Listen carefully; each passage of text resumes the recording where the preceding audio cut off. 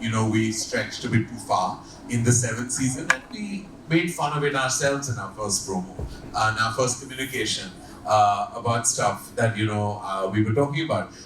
Every time coffee comes, it's always exciting. Conversations are always more candid, but we felt like this time around, and perhaps subsequently, the conversation should be fun, exciting, the games, the rapid fire, all of that.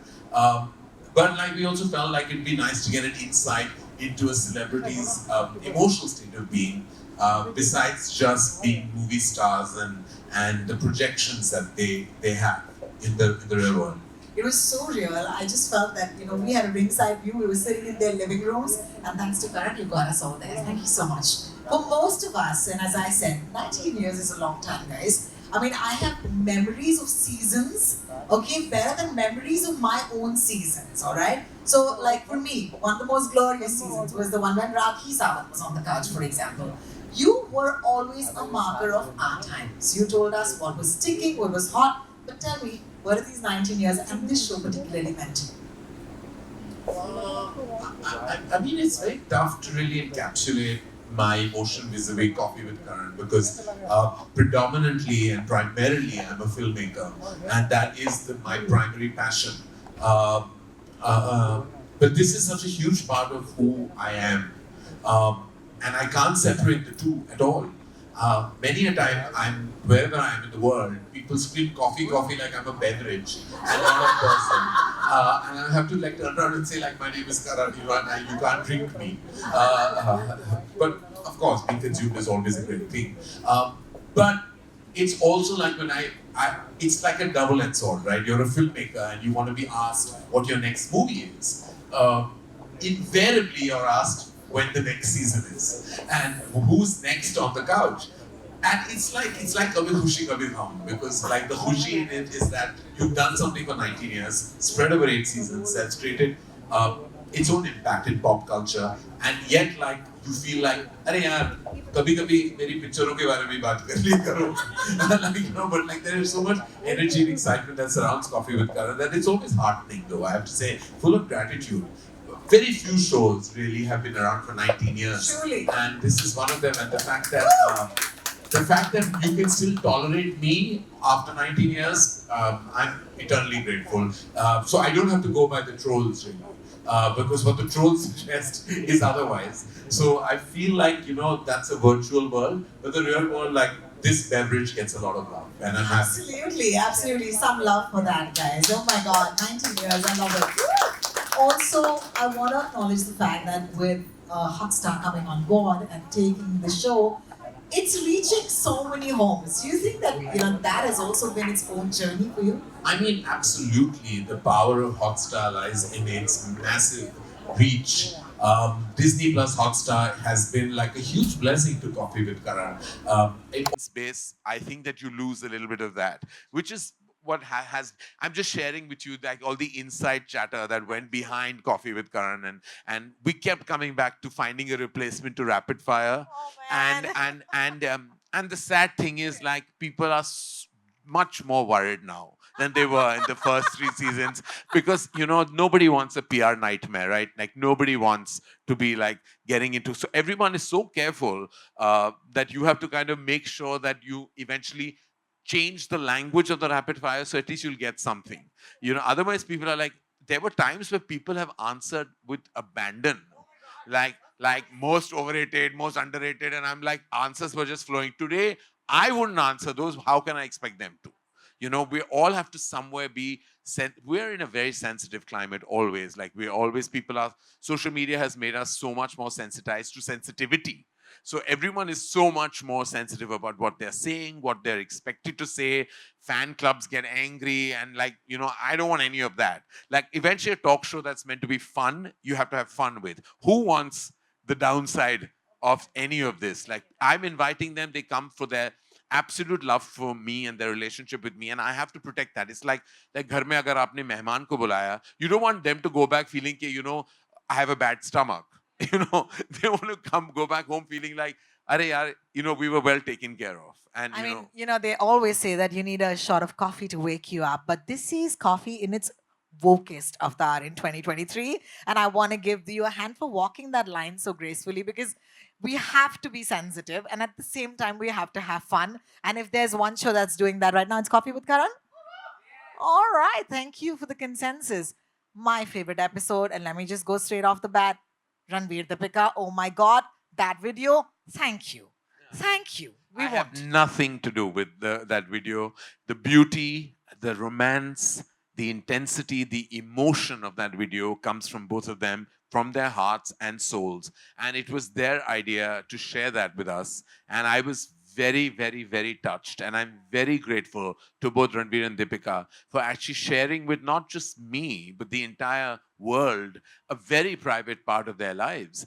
Those 4 minutes are possibly one of the most precious 4 minutes of Coffee with Karan in its entirety. And I say that spanning 8 seasons because it takes a very large and generous heart to share the way they did, because it was many years after their marriage and it could have very easily not been shared. And I never asked for it. I never asked for it and I got it. And I feel it's the first time on Coffee with Karan where I got much more than I bargained for. Yeah. So I picked my favorite episode. I'm going to quickly go around this place, look at faces, and say, what's yours?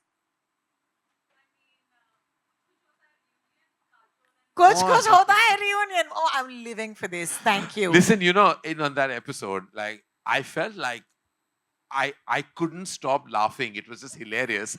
It was, and there was nothing. It was not. I thought that is it going to really come across funny, or am I only finding them mad?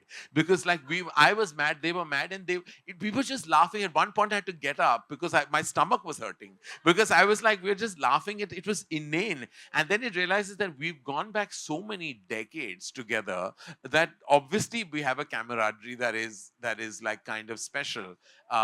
And it was even when with Sid and Varun, these reunions have really worked out well. And Sid and Varun actually haven't done an interview at all in the last 11 years together.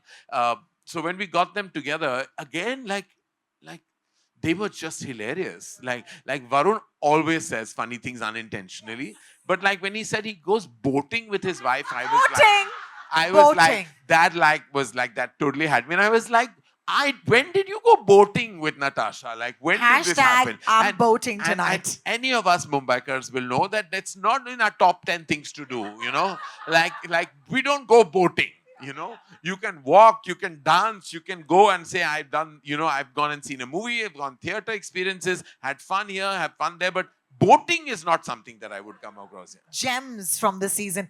Favorite episode? Is it possible to ask Karan Johar what his favorite episode is from this season?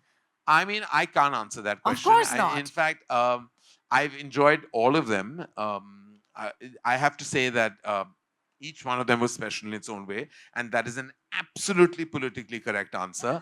And I'm going to stick with it. Thank God there are no hampers right now. Yeah, because I'm not winning anything at the end of this, so I'm not saying it. And they've all come with lots of love in their heart, and I'm not choosing. Oh my God.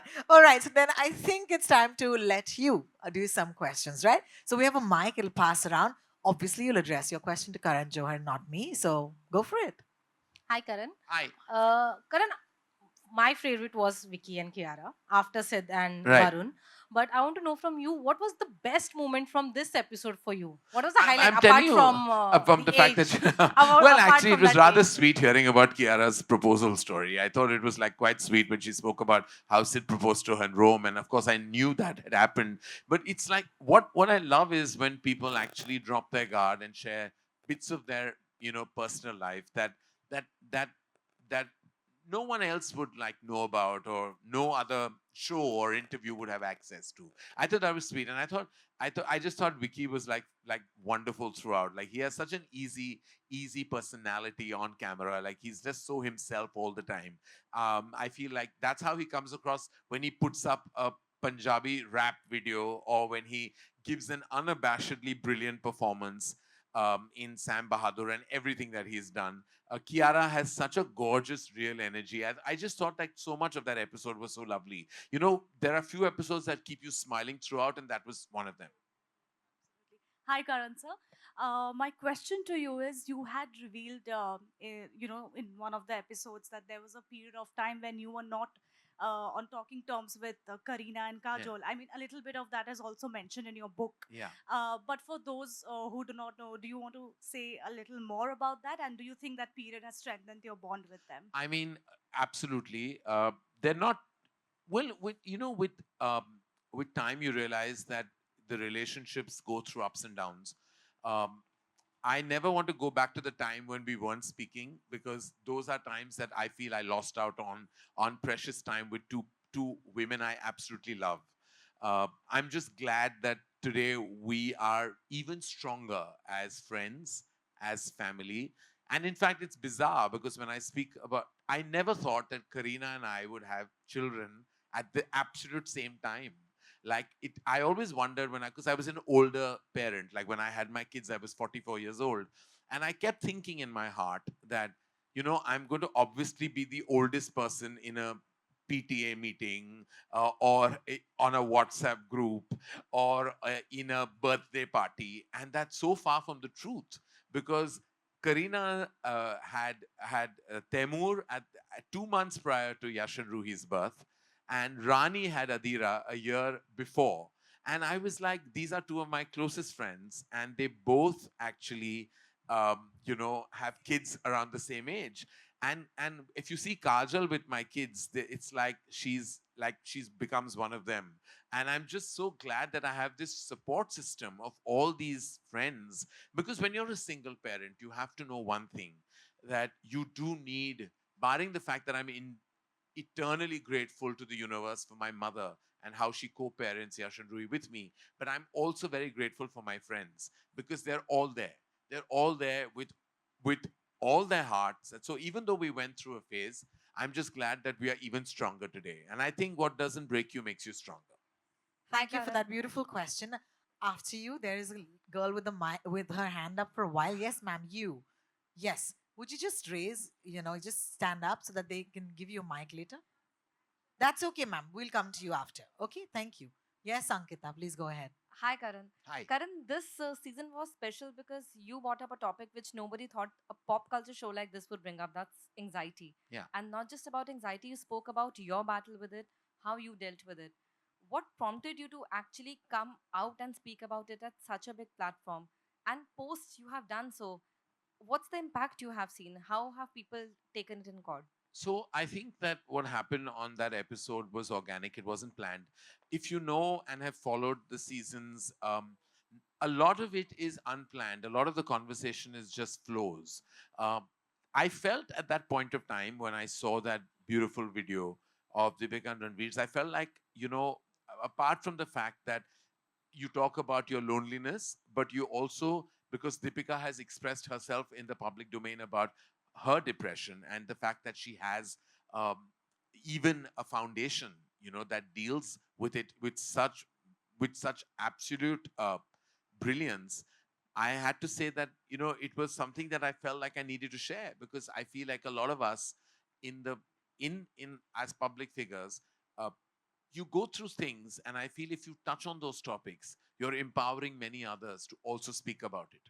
And I feel like I have been through in 2016 a phase where I discovered I was going through anxiety. Then you get better, and then it does come back again sometimes, and it came back again for me at the beginning of this year. And you what you do is you address it, and you have to, the first thing is you acknowledge it, and then you address it. All of us can go through, can all have, what happens to me or what happens to anybody else can happen to anybody. It can happen, and it doesn't mean you need a trigger. Sometimes it's a result of many things. Sometimes there is a trigger.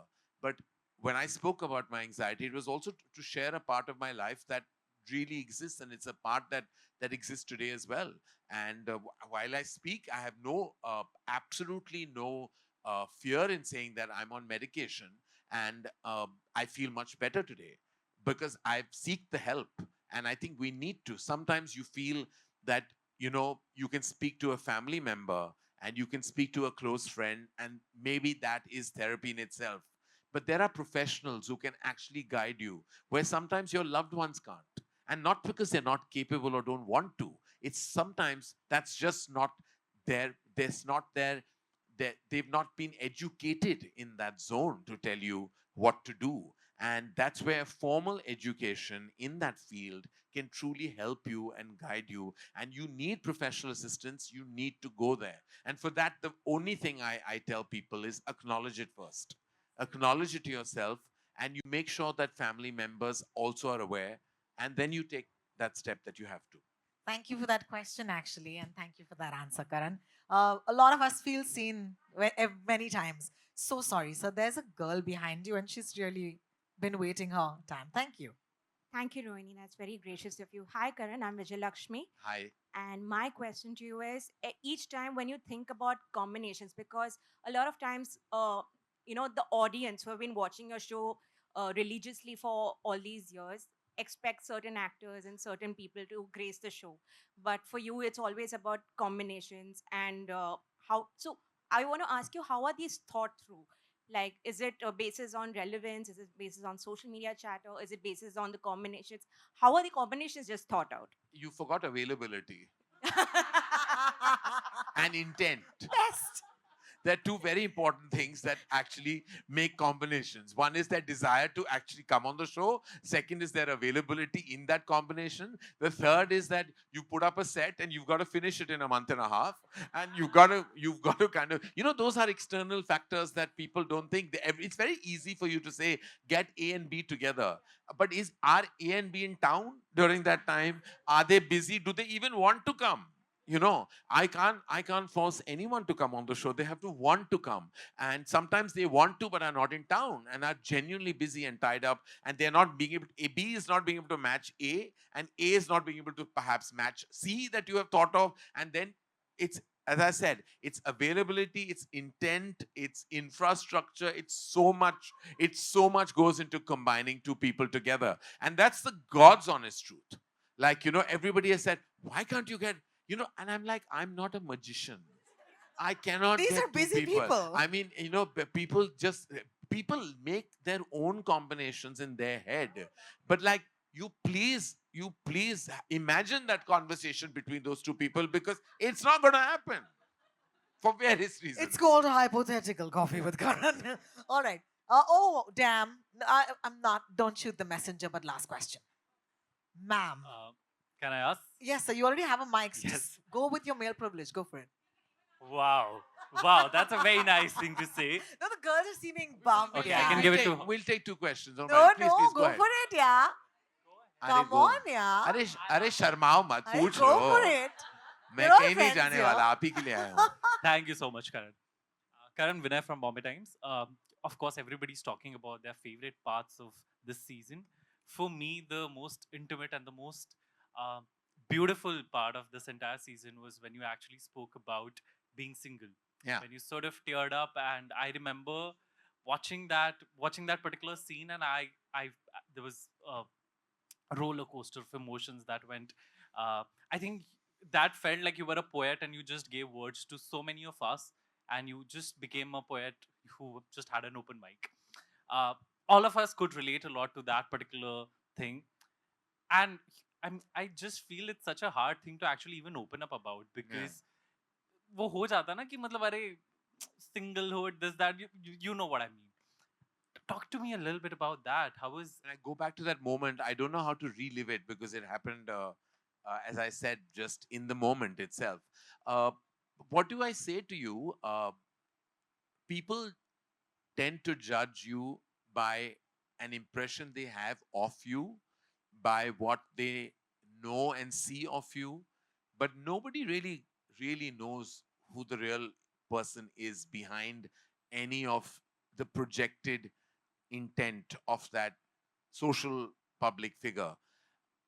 We've always put out a version of ourselves, right? That's what our job is. When we give an interview or we promote a product, a film, you're out there. We protect our vulnerabilities. But then at one point of time, you grow older, you grow wiser, you evolve, and you feel like sharing a piece of your life is not as scary as it used to be. I've already written a book when I was 43 years old, which was 80% of what I could share. there is always a 20% that we'll hold back. And it's our prerogative too, because that will remain with our hearts forever. That moment was true because it is true. There is, I have two children. Obviously, I'm co-parenting them with my mom, not with a partner, and that means that I have a single status, and that single status is occupied, is filled in with a lot of work.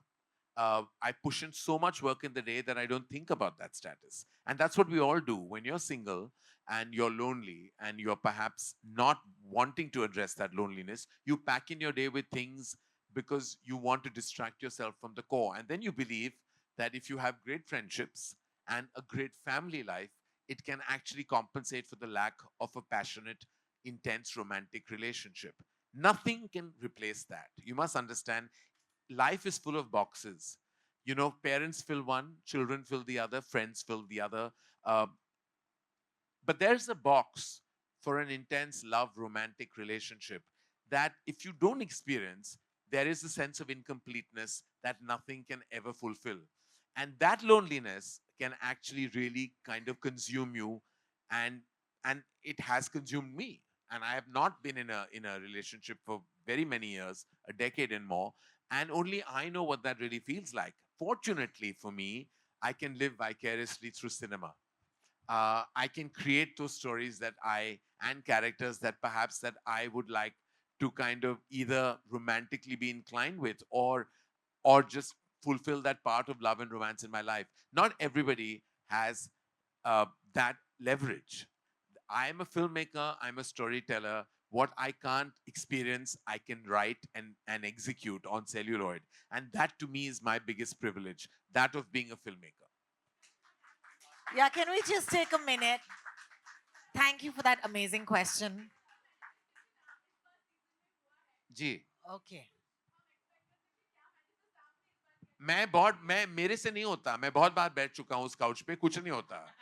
ये दूसरे लोग आते हैं और उनकी जिंदगी बन उनका हो जाती है, जाता है। उनकी शादी हो जाती है, सब कुछ हो जाता है, उनके रिलेशनशिप्स कामयाब होते हैं, कामिल होते हैं। मैं उस काउच पे बैठ के मैंने बहुत चीजें मांगी हैं, वो नहीं मिले हैं, नहीं But मिले thank हैं। you. I यहाँ want to पे- tell you that manifestation only works one way.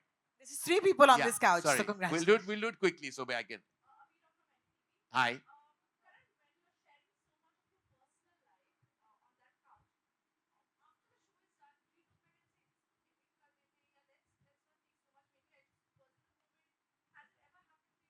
मैं I have said this. I've been asked by the team much more than I've said it to cut things out. Uh, I have actually never wanted to cut stuff out because I feel like everybody else protects your interests much more than I have myself. I've kept things that maybe in retrospect I shouldn't have, but I feel like when somebody comes and says something and I have a natural response, I I have to keep it all. You know, we cut out the boring banter which actually don't add up to anything. But things of consequence, we've never cut out. And I have never asked to remove anything that I have said that is too personal, or perhaps sometimes maybe an opinion that I feel will have repercussions and ramifications. It's all there. And there's proof of that. You've seen it. You've seen stuff that you could turn around and tell me, Are ye rakha kyun? We're still bearing the brunt of it. But I said, I've kept it. I've kept it because they are your guests. यो वो आपके मेहमान हैं, वो आके कुछ कहते हैं, दिल से कहते हैं, दिमाग से कहते हैं, और जो भी कहते हैं उन्होंने कहा है, मैं वो नहीं निकाल सकता. That's the way I respect a guest on Coffee with Karan. Yes, ma'am.